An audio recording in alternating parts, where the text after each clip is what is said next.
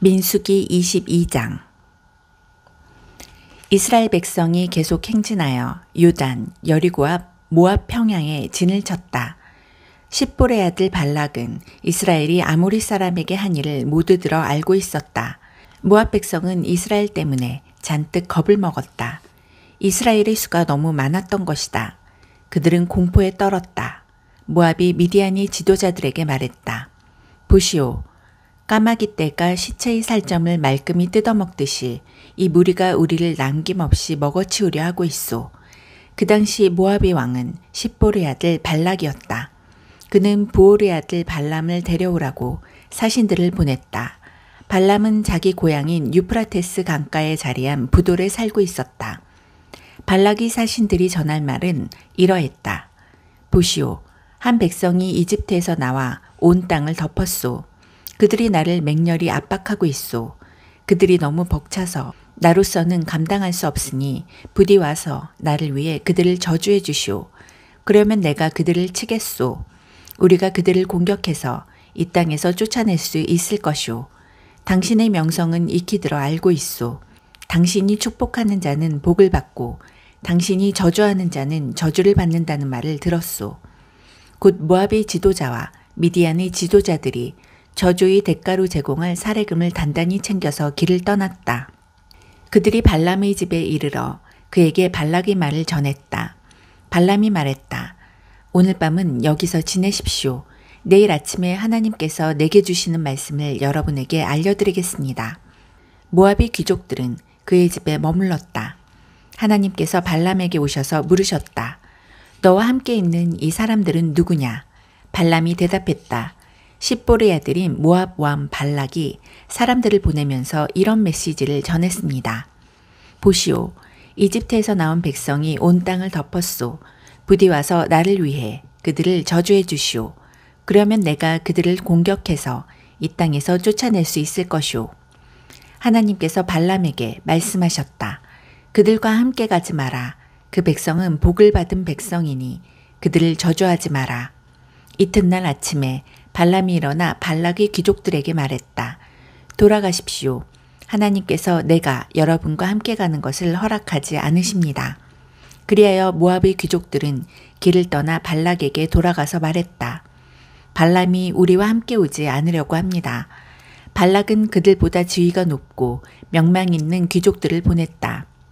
그들이 발람에게 가서 말했다. 십볼의 아들 발락이 이렇게 말씀합니다. 부디 거절하지 말고 내게 오시오.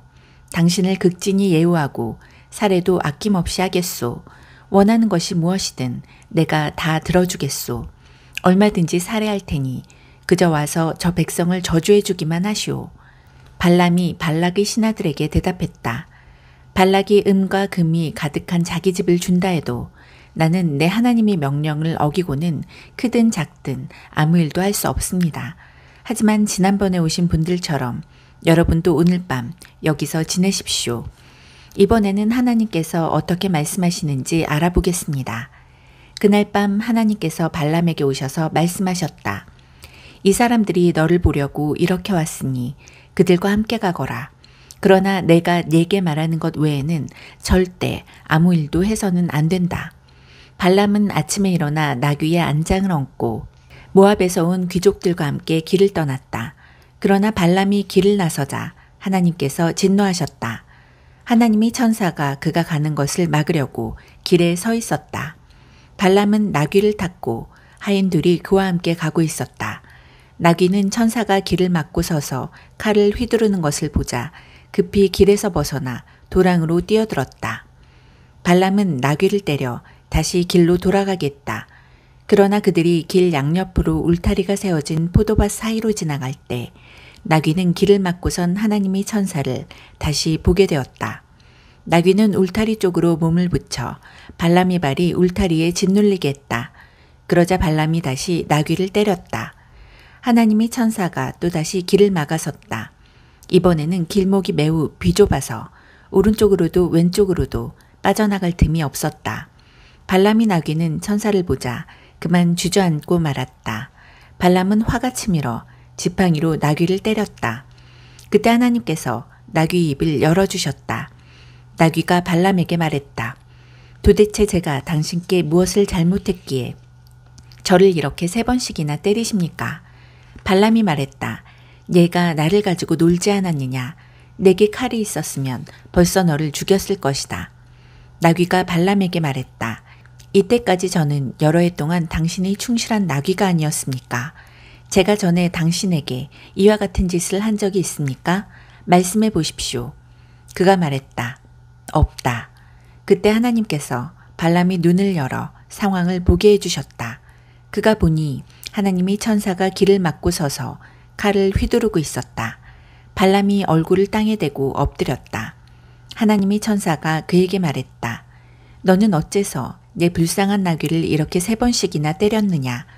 얘가 성급히 길을 나서기에 내가 너를 막으려고 왔다. 나귀가 나를 보고 내게서 3번이나 비켜났다.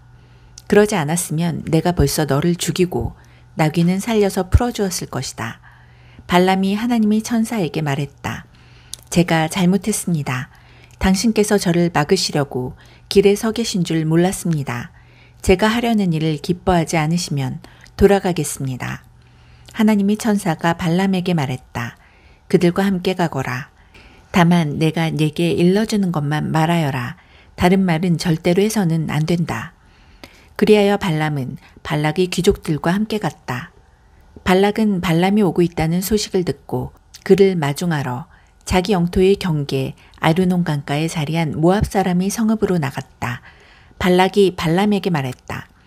내가 긴급한 전가를 보내 도움을 요청하지 않았소. 내가 부를 때 왜 오지 않았소. 내가 넉넉하게 살해하지 못할 것이라고 생각한 것이오. 발람이 발락에게 말했다. 내가 이렇게 오지 않았습니까? 그러나 나는 아무것도 알려드릴 수 없습니다. 나는 하나님께서 내게 주시는 말씀만 전할 수 있습니다.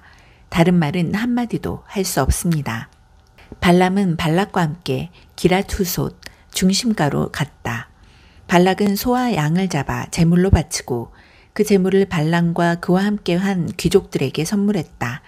이튿날 새벽에 발락이 발람을 데리고 이스라엘 백성 일부가 잘 보이는 바못바알, 바알의 산당으로 올라갔다.